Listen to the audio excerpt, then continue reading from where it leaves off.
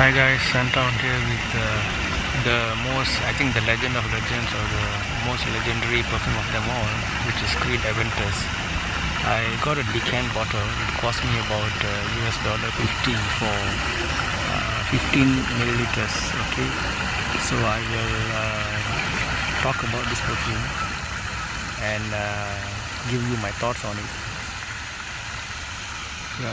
Here it is. It doesn't have all the fancy bottle and whatnot. Well, I think that this is an overhyped perfume, right? So very expensive. If you want to get a proper bottle, I think it can come up to about 300 to 400 US dollars. So I decided to go for a decant, just to know what the smell is all about, what the big hoo-ha about, what the hype is all about. So Jean-Christophe Herat, I think his name, and Erwin Creed, the namesake, the son of the founder, I think, created this in 2010. And one of the reasons for the hype, I think, is because the use of the pineapple, which is relatively uncommon, because most perfumes will go with citruses and oud and so on. So the use of pineapple was probably one of the unique features of this when it came out. And after all the hype and calling it the Rolex of the perfume world and so on, it has now gone to stratospheric heights, which deserve or not is a subject of big debate. I have tried some of the decent clones, CDNIM, Club de Nuit Intense Man.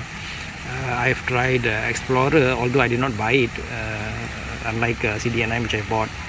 And I'll be soon trying Mancera's take on this pineapple perfume. Some people say, in fact, you should not call them Aventus clone, but just pineapple perfumes, because it's not like Creed owns pineapple or what. You know, it's a fruit that anybody can use actually. So offhand, when I first sprayed it, I have to admit it's strong and the quality of the opening is good. For example, when you try the clones like CDNIM and other such clones, for example, CDNIM has got a lot of smokiness, and there's a bit of roughness there. But this is more smooth, definitely. So when I sprayed it first, many perfumes will sort of attack my nose, but this didn't. Immediately I smell quality, I have to admit that. And then it dried down, and still smell mostly pineapple, and it's lasted quite a few hours as well, although it's not such a massively projecting perfume. It's got the opening of pineapple, apple, and bergamot, which is a common opener. And then it's got the middle of jasmine, rose, birch, these kind of things, patchouli. And then the base is actually musk, ambergris, oak moss, and vanilla. Okay.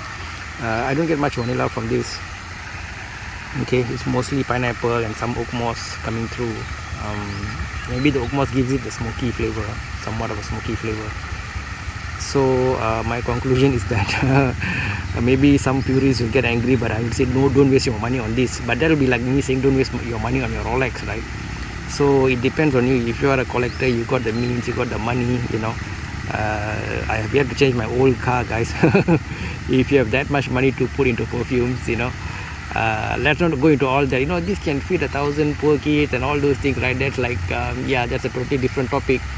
But I think for most people, even collectors, I think the clones are quite good. Will do a great job, I think, to satisfy your pineapple cravings. I really hope that Creed can bring down the price of this product somewhat, so that many people or more people can appreciate it. I would suggest they might go for for example, Dior does Savage, right? You can do the toilet version of the Creed, and maybe an intense version or an elixir version and so on. So I think that Creed can do better, because now Creed's, all the possible profits of Creeds are eaten up by all these clone companies. Whether you want to call it Mancera or you want to call it CDNIM and so on. So Creed actually can make more money and even make better perfume in the future and so on, if they have this line of maybe a bit lighter perfumes, but more reasonably priced. Okay, so I wouldn't say it's a bad perfume.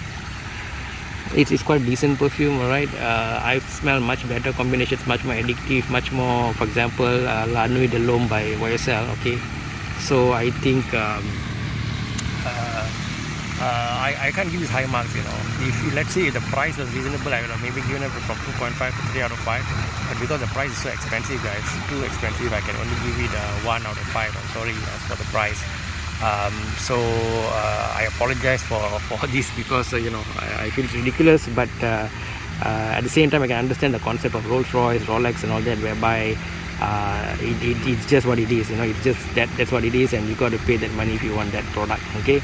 But for me, I think I don't need to, you know, for the purpose of just to test it. I would recommend most people just buy a small decant like this, just for you to know, okay, what is the hype about. And then if you really fall in love with it, then yes, maybe you can spend your $300-400. But if you think that it's not a big deal, you can at least save yourself some money, okay. So with that, scenthound will say bye bye. I'm gonna come up with some comparo videos relating to this and the usual suspects of CD&IM as well as Mansera. So stay tuned for that. Otherwise, guys, take care, stay safe, be happy. Life is short. With much love from scenthound.